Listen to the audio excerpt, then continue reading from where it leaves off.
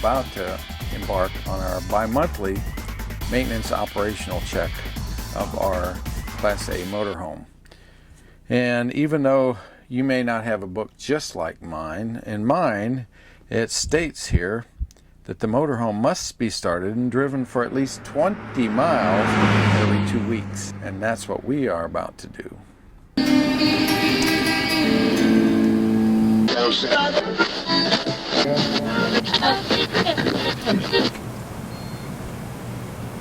Waiting for the glow plugs.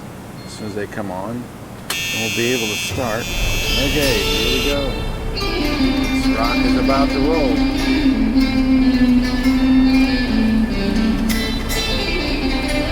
Alright, everything running normally. Check the temperatures, pressures. Go back to main on our onboard computer. Checking the cameras for operation. And we got brake air pressure is up and operational. And today we'll be looking at the right camera, I think. Okay, here we go. Put on the brake, take the air brake off, which is the parking brake. Put it in drive. And here we go. After sitting there for 2 weeks, you'll probably hear a little bit of squealing brakes because of the moisture in the air here in Florida tends to oxidize the brake shoes, drums. And I think we're going to let this bus go.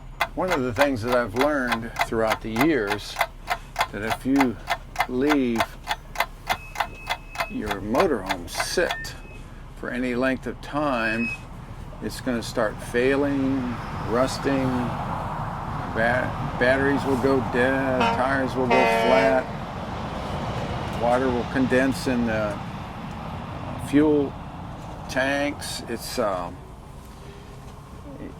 always better to follow your maintenance manual. If that's what, make sure you have one. You can go online and usually download one if they don't give you one when you buy your RV. Always safety first. We know some people that come down from Canada and park their RV for the winter in Florida, and when they get ready to go in the spring, they have to have it towed to a machine shop or a repair facility, and to get it running and started and fuels cleaned and all that. So maintenance is very, very important on one of these, because the last thing you want to do is be stopped somewhere down the road with cell service in different places of the country. Sometimes it's just non-existent, especially if you're going to drive all the way to Alaska. The only place that you'll have cell service is in the big cities in the Canadian provinces. And that's usually where you're going to have a flat tire, 100 miles away from anywhere.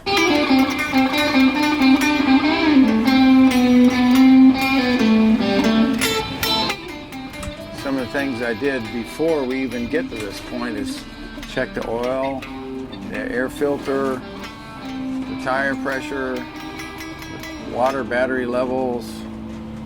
Everything that's stated in your maintenance manual must be done before you take it out like this on a drive. So some of the things we're also listening for is we heard a little bit of brake squeal right at first, but even though we stopped at that stop sign a minute ago, there was no more additional brake squeal. So that means the rust, surface rust on those discs have been pretty much cleaned off. And that brings you to a normal operating condition.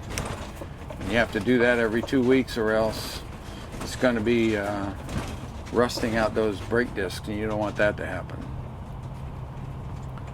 One of the other things I'm watching out for is If there's any tires out of round from being parked for too long, you'll get a roller coaster ride, like a big vibration or something like that, and we're not getting that at all.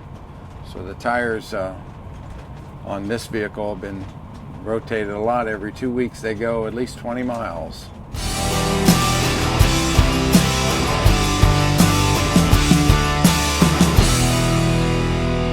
One of the things that I would call common sense is some of the senses you have, like smell.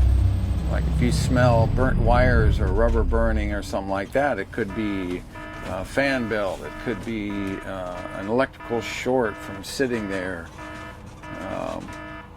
My parents have an RV, and they were telling me that they had some mice get into their RV one time, and it chewed some of their wires near their kitchen area. So when they got in it to go, one of them shorted out and actually caused a fire in the kitchen.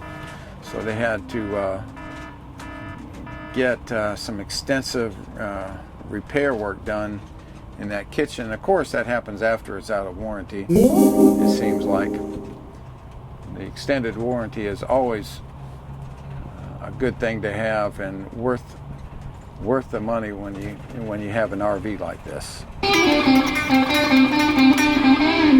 So for all the gauges, gas gauges, speedometer, RPM, pressure indicators, and of course all the exterior lights are functioning normally.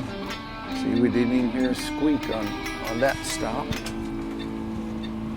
Turns on this thing, we are fortunate enough to have what's called a tag axle, which is the 3 axles. You have the front that are the steer tires, and the second axle is the power dually, and the third set of tires, only 2 tires, one on each side,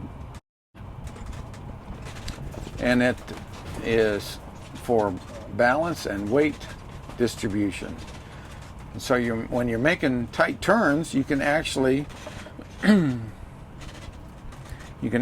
hit a button, and it will release the air pressure on the airbag that holds that tire down and lifts that tire high enough to where you can make a much tighter turn, like I'm making right now, and it won't squeal and wear out that tire.